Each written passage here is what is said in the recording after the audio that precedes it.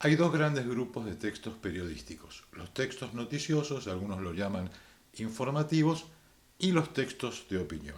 Hoy hablaremos de los textos noticiosos. ¿Cómo sabemos lo que pasa más allá de donde nosotros vivimos?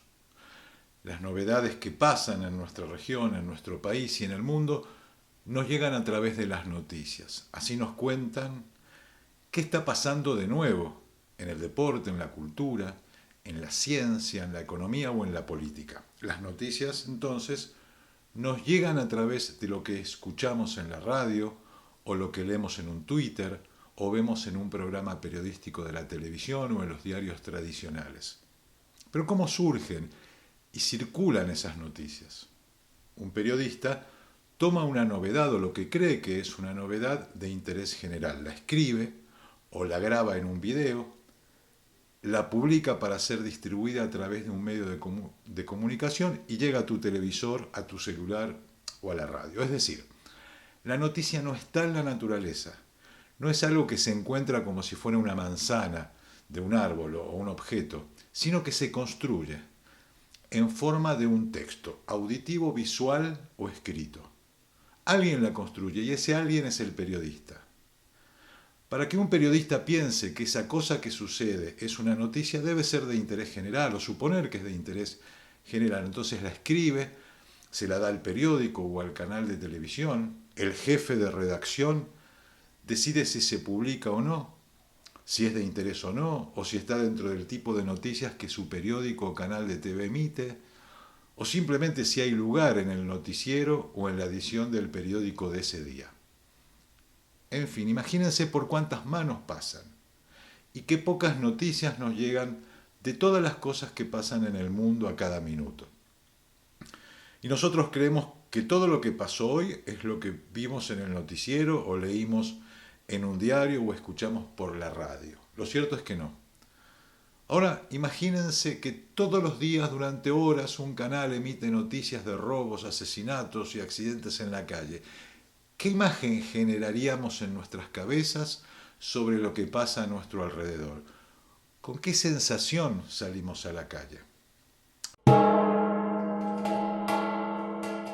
Volvamos a ese periodista que decide escribir una noticia. Ni una novela, ni un cuento, ni una crónica, ni un artículo, sino una noticia. Para que ese texto sea una noticia y no sea otro tipo de texto, debe de tener determinadas características. Vamos a presentar ahora estas características que debe tener un texto para ser una típica noticia. Primero, tiene que ser veraz, es decir, debe comunicarnos un hecho o suceso que pasó de verdad.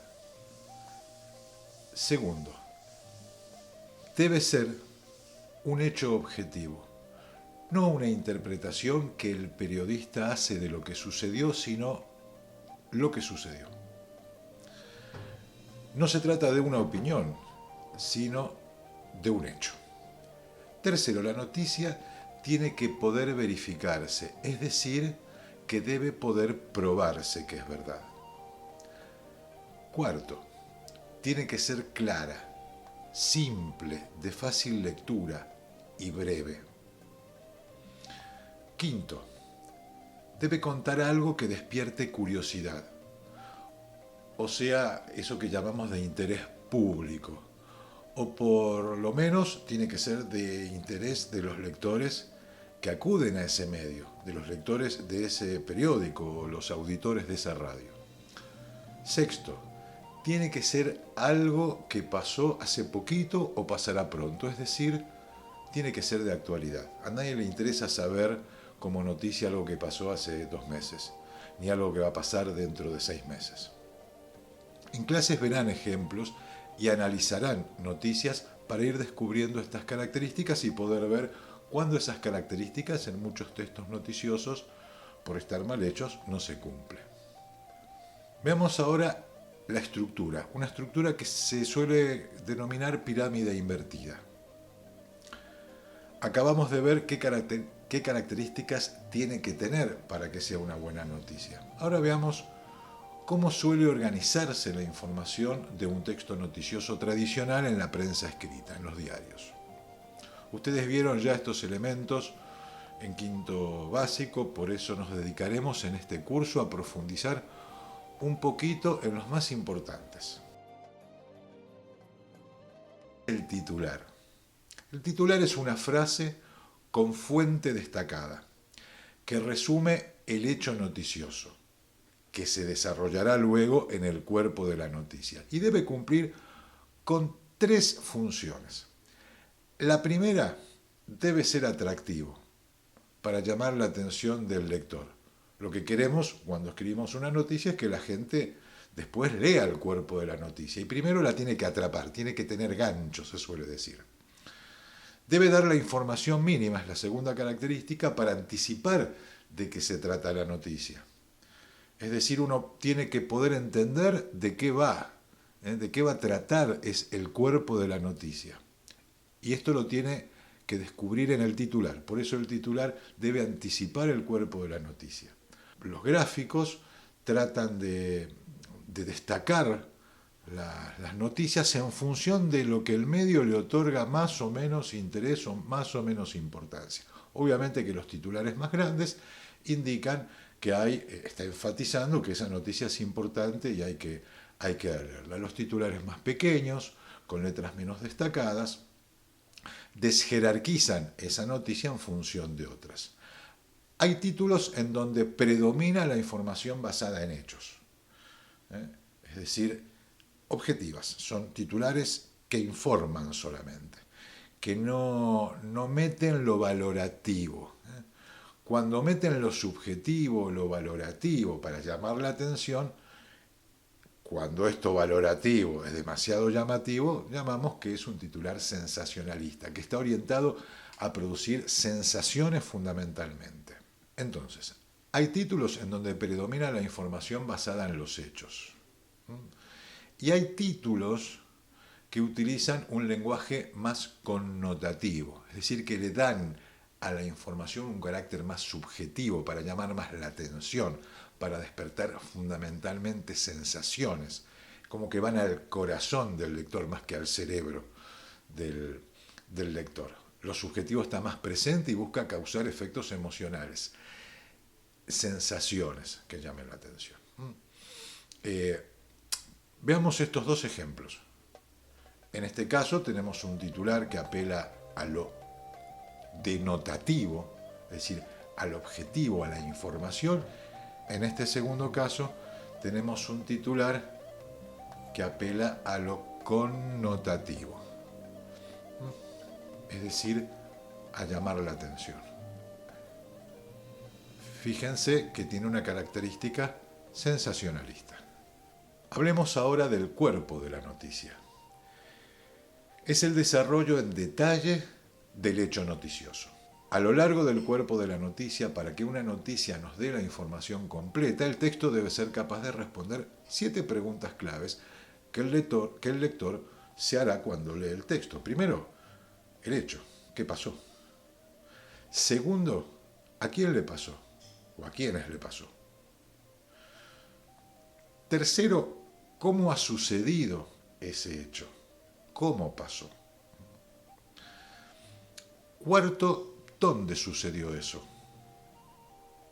Quinto, ¿cuándo fue? Sexto, ¿por qué sucedió eso que pasó? Algo así como la causa de ese hecho. Y séptimo, y este último séptimo no siempre está, no siempre se justifica, ¿para qué esa persona, por ejemplo, hizo eso que nos están contando? ¿Cómo se usa el lenguaje en los textos noticiosos? El uso de la lengua en la prensa noticiosa tiende a la objetividad, a la claridad y a la corrección en el uso del lenguaje. Y la objetividad se reconoce por la ausencia del sujeto en el enunciado, por la utilización o por la no utilización de adjetivos que califiquen algo, y por la cita de fuentes, de datos, de testigos, de cifras, que le dan credibilidad, que la hacen verificable a esa noticia. Y la claridad se manifiesta en el uso del lenguaje, en economizar palabras complejas, hacer oraciones cortas, es decir, tiende a evitar la complejidad.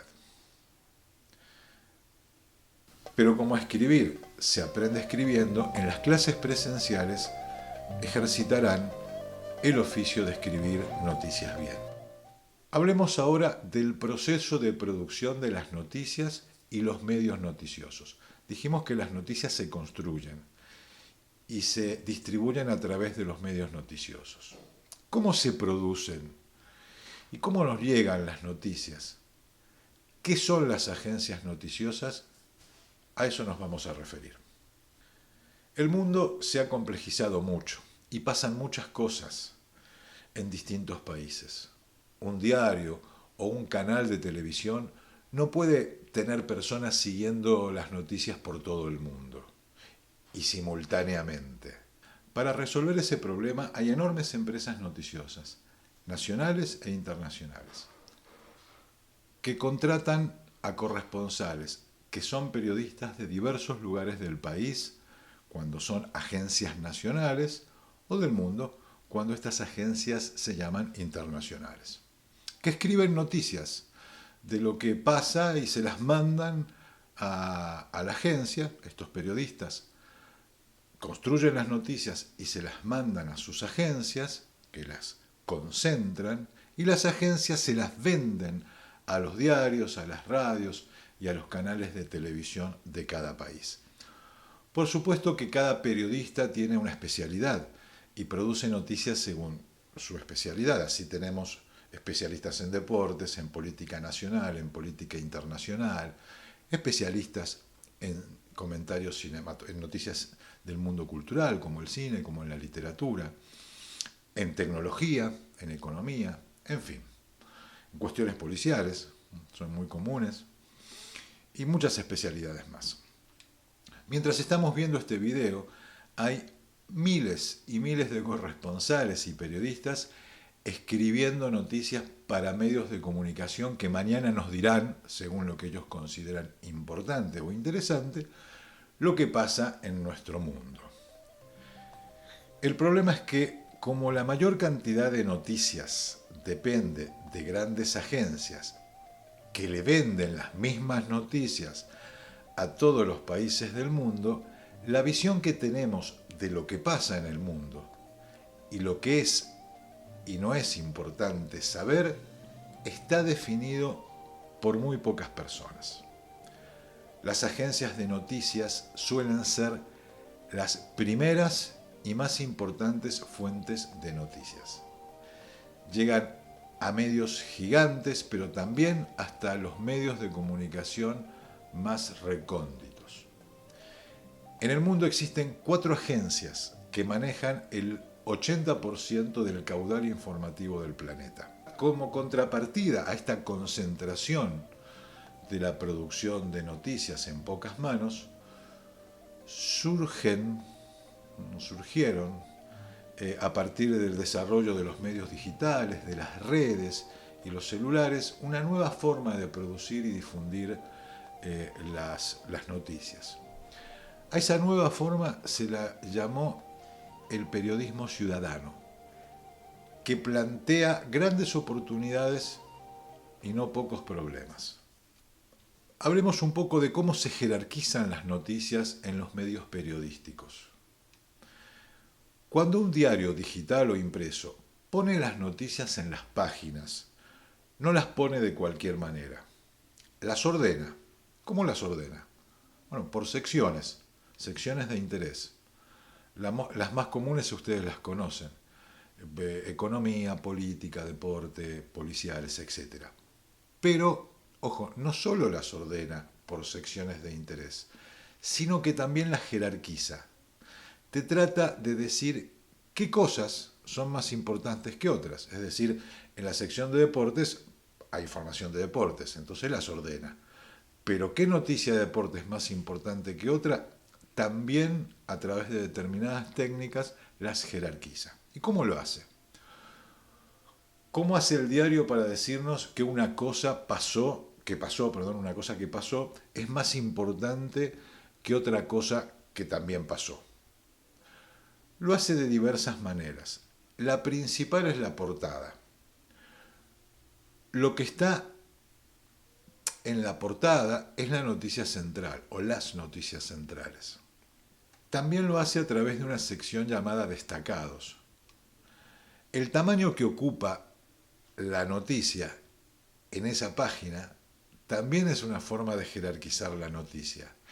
El tamaño de la gráfica, ¿no? De las fuentes, de las letras, las imágenes, las fotos que utiliza para llamar más la atención, también indican la jerarquización que hace ese medio. En fin, lo importante es que ustedes noten que el medio de comunicación no solo influye en nuestra mente, ¿no? Diciéndonos qué es noticia y qué no es noticia, sino también qué noticia es más importante, qué cosa que pasó es más importante que otra cosa que pasó. Es decir, no solo selecciona las noticias, sino que también las jerarquiza. En las clases presenciales vamos a ejercitar y tratar de aprender a detectar esta jerarquización de las noticias que hacen los medios de comunicación a través del espacio que ocupan, de la gráfica que usa, de los colores, etc. Por eso decimos que los medios de comunicación influyen poderosamente en la imagen que tenemos de la realidad que nos rodea. El periodismo ciudadano considera que su forma de informar se distingue de las empresas o de las agencias noticiosas, primero por favorecer el trabajo colaborativo entre el público y los periodistas. Segunda característica es que favorecen la horizontalidad de la comunicación, no una pirámide donde las agencias dictan lo que es importante o no, sino que son los ciudadanos los que a través de su participación van mostrando lo que es motivo de preocupación o lo que es necesario informar o qué es lo importante y qué no es lo importante. También consideran hacer posible la independencia de poderes mediáticos, porque los medios, las grandes agencias y empresas, como son tan poderosas, digamos, tienen intereses. En cambio, los ciudadanos, no.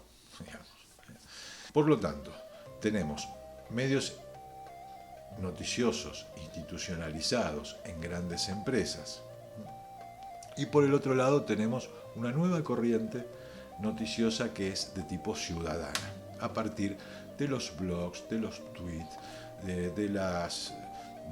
de la intervención con comentarios en páginas de medios noticiosos, etc.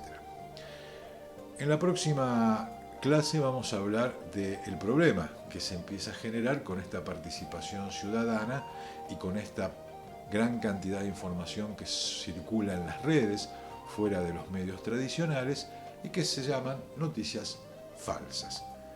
Hablaremos de qué son esas noticias falsas y cuál es su propósito.